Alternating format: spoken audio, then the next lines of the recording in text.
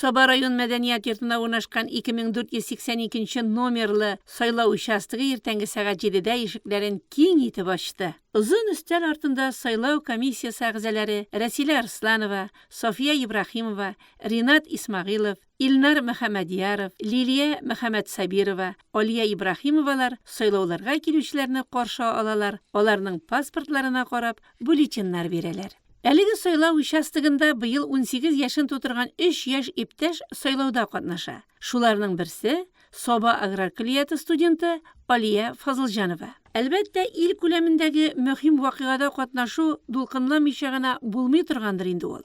Алина уку белән бергә Саба дулкыннары телерадиокомпаниясендә эшли. Бүген без аны бөтен коллектив белән Дәүләт Советына депутатлар сайлауда катнашуы белән тәбрик иттек. Мин бүген дәүләт депутатлары сайлауга килдем. Мин шатланып килдем, сөенеп килдем. Үзем теләгән партиягә тавыш бирдем. Сайлауларга халык бердәм йөри.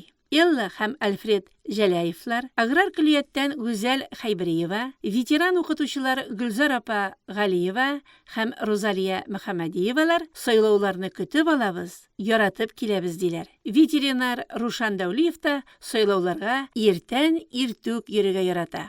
Без бүген сайлауга килдек. Аныкларымда калышмады миннән, миңа ярып килделәр икесе дә.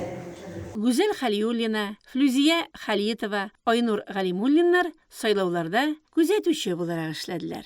Бүген безнең сайлау участогына иртәдән бирле халык агыла.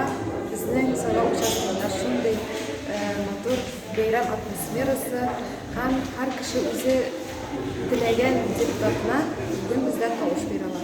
Сайлау участогында бүген безнең күзәтүчеләр эшли. Безнең эшебездә һәрбер сайлау участогында эшләүче комиссия членнарына уңышлар теләп калам.